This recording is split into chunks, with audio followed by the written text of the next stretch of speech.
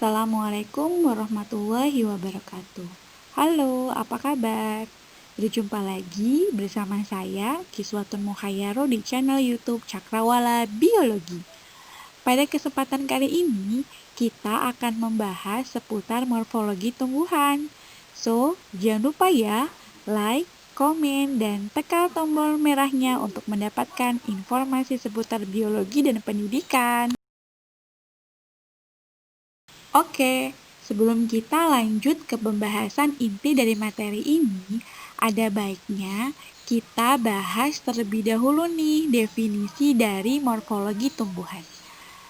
Apa sih ya yang dimaksud dengan morfologi tumbuhan? Hayo, ada yang tahu nggak? Jadi, morfologi tumbuhan itu berasal dari dua suku kata, yaitu morf yang diartikan sebagai bentuk, sedangkan logos diartikan sebagai ilmu. Kalau kita gabungkan antara keduanya, maka morfologi tumbuhan itu adalah ilmu tentang bentuk tumbuhan. Atau lebih lengkapnya, morfologi tumbuhan didefinisikan sebagai salah satu cabang ilmu biologi yang membahas tentang bentuk-bentuk luar tumbuhan. Nah, perlu diketahui bahwa morfologi tumbuhan dibagi menjadi dua. Ada morfologi luar dan juga morfologi dalam atau disebut juga sebagai anatomi tumbuhan. Adapun pembahasan kita kali ini difokuskan pada morfologi tumbuhan yang membicarakan struktur luar tumbuhannya. Selanjutnya, morfologi tumbuhan ini hanya membahas struktur luar pada kelompok tumbuhan kormus. Hayo, ada yang masih ingat nggak apa itu tumbuhan kormus?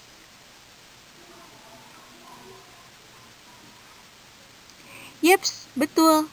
Jadi, tumbuhan kormus adalah tumbuhan yang sudah dibedakan antara bagian-bagian akar, batang, dan daunnya, seperti pada tumbuhan paku atau Pteridophyta, dan tumbuhan berbiji atau disebut sebagai spermatophyta. Kok bisa ya? Kira-kira kenapa ya? Jawabannya adalah karena Telophyta atau tumbuhan bertalus seperti lumut belum dibedakan antara akar, batang, dan daun, sehingga sulit untuk mendeskripsikan bagian tersebut. Walaupun seiring perkembangan zaman, ilmu pengetahuan, dan teknologi, sekarang bagian-bagian lumut itu sudah dapat dideskripsikan dan dijelaskan.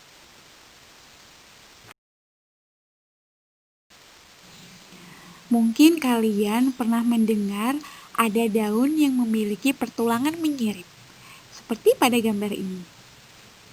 Kenapa ya disebut pertulangan menyirip? Kok kayak ikan ya punya sirip? Yeps, jawabannya benar. Karena bentuk pertulangan daunnya seperti sirip ikan.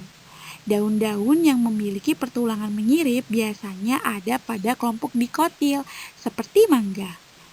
Next, ada juga nih, akar tunjang. Pernah dengar atau lihat tidak bentuk akar ini? Jadi, akar ini disebut akar tunjang karena akar ini tumbuh dari bagian bawah batang ke segala arah dan seakan-akan menunjang batang ini jangan sampai roboh. Akar ini biasanya ada pada pohon bakau. Terakhir, ada cabang pembelit, yaitu alat pembelit yang berasal dari cabang. Biasanya ada pada tumbuhan markisa. Nah, semua gambar ini adalah contoh dari bentuk-bentuk tumbuhan yang akan dibahas di morfologi tumbuhan. Kira-kira apa lagi ya yang dibahas pada morfologi tumbuhan?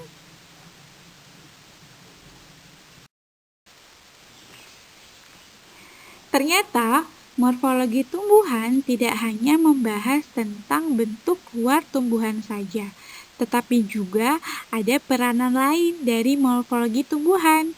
Yuk kita bahas satu persatu. Yang pertama, mendeskripsikan bagian-bagian tumbuhan. Nah, dalam morfologi tumbuhan ini tidak terlepas dari bagaimana caranya menggambarkan ciri-ciri tumbuhan, sehingga dapat mendeskripsikan bagian-bagian tumbuhan tersebut. Contohnya, jika kita menyebutkan tanaman pisang, apa yang terlintas di dalam pikiran kita tentang bentuk morfologinya? Pasti terbayang dong di benak kalian kalau menyebutkan tanaman pisang, tanaman tersebut memiliki daun yang pertulangannya menyirip dan memiliki tepi daun yang rata. Sudah jelas ya bahwa peranan morfologi ini berfungsi untuk mendeskripsikan bagian-bagian tumbuhan. Peranan yang kedua yaitu menyebutkan fungsi bagian tumbuhan. Kalian harus ingat, apapun yang diciptakan oleh Allah Subhanahu wa Ta'ala pasti ada tujuan dan maksudnya. Begitu juga diciptakannya tumbuhan dan hewan. Setiap bentuknya memiliki fungsi dan tujuan untuk makhluk tersebut. Sehingga fungsi bagian-bagian tumbuhan juga dibahas di morfologi tumbuhan. Next, yang ketiga, peranan morfologi tumbuhan yaitu menyebutkan asal-muasal bentuk tumbuhan. Selain menggambarkan bentuk dan fungsi tumbuhan, morfologi tumbuhan juga membahas tentang asal-muasal bentuk tumbuhan.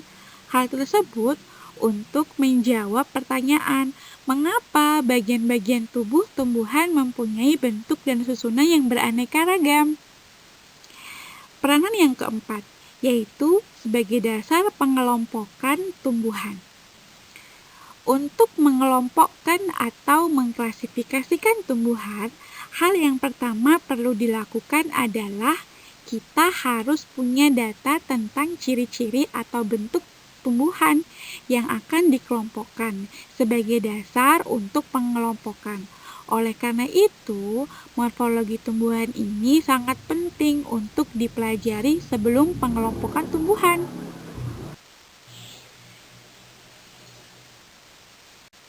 Terakhir, dari peranan morfologi tumbuhan yaitu terminologi tumbuhan atau istilah-istilah yang digunakan dalam tumbuhan. Dalam mempelajari bagian-bagian tumbuhan, kita tidak terlepas dari istilah-istilah yang digunakan untuk menamai bagian tumbuhan. Terminologi ini akan dipakai dalam pengklasifikasian tumbuhan. Nah, itulah peranan morfologi tumbuhan. Selanjutnya, kita akan membahas tentang kedudukan morfologi tumbuhan terhadap cabang ilmu biologi lainnya. Sebenarnya, di awal sudah disinggung beberapa cabang ilmu biologi yang berkaitan dengan morfologi tumbuhan, seperti anatomi tumbuhan. Hayo, masih ada yang ingat nggak apa itu anatomi tumbuhan?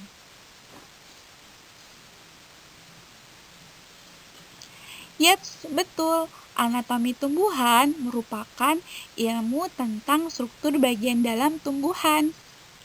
Morfologi tumbuhan erat kaitannya dengan anatomi tumbuhan. Mengapa ya? Jawabannya adalah karena struktur luar tumbuhan tidak terlepas dari struktur dalam yang menyusun dari tumbuhan itu sendiri. Jadi, bisa disimpulkan nih bahwa morfologi tumbuhan erat kaitannya dengan anatomi tumbuhan. Next, morfologi tumbuhan juga erat kaitannya dengan taksonomi tumbuhan. By the way, apa ya yang dimaksud dengan taksonomi tumbuhan? Taksonomi berasal dari bahasa Yunani, yaitu tesin yang berartinya mengelompokkan dan nomos artinya aturan. Jadi, taksonomi dapat diartikan sebagai pengelompokan berdasarkan tingkatan tertentu. Sekarang pertanyaannya, apa ya hubungan antara morfologi tumbuhan dengan taksonomi tumbuhan?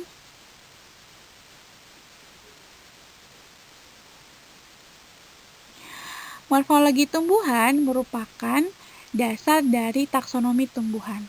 Untuk dapat mengklasifikasikan dan mengelompokkan tumbuhan, hal yang pertama perlu dilakukan adalah kita harus punya data tentang ciri-ciri tumbuhan yang akan dikelompokkan sebagai dasar untuk pengelompokan.